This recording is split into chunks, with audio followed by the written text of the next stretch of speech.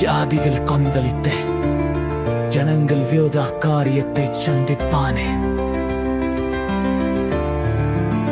கர்த்தருக்கு விரோதமாகவும் அவர் அபிஷேகம் பண்ணினவருக்கு விரோதமாகவும் பூமியின் ராஜாக்கள் எழும்பி நின்று அதிகாரிகள் ஏகமாய் ஆலோசனை பண்ணி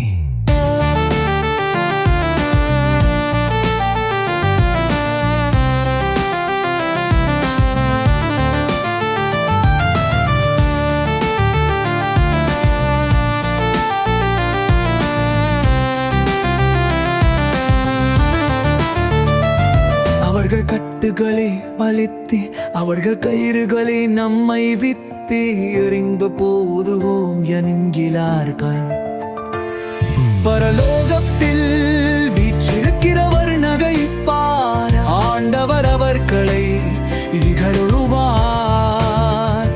அப்பொழுது அவர் தமது கோபத்திலே அவர்களோடே பேசியே தமது உக்கிரத்திலே அவர்களை கலங்க பண்ணுவார்.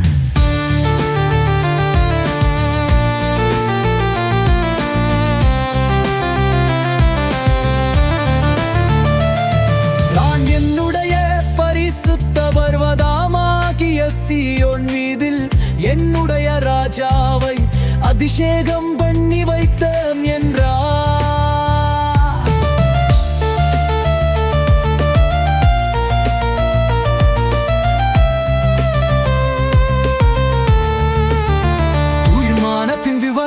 சொல்லுவேன், கர்த்தர் என்னை நோக்கி நீர் என்னுடைய குமாரன் என்று நான் உம்மை ஜனிப்பித்தேன்.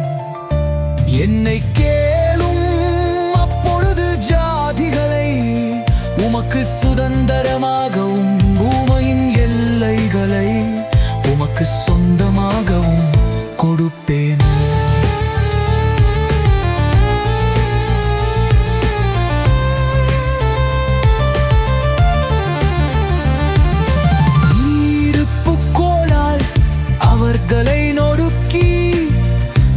களத்தை போல் அவர்களை உடைப்பு போடுவீர் என்று சொன்னாரா?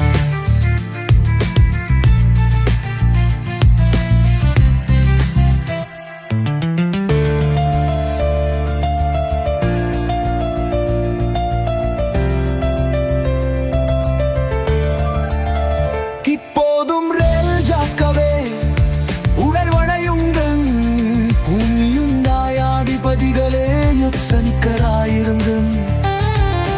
பயத்திரனே கற்கரர் சில்வியுங்கள், நடுக்கத்துடனே களி கூறுங்கள்.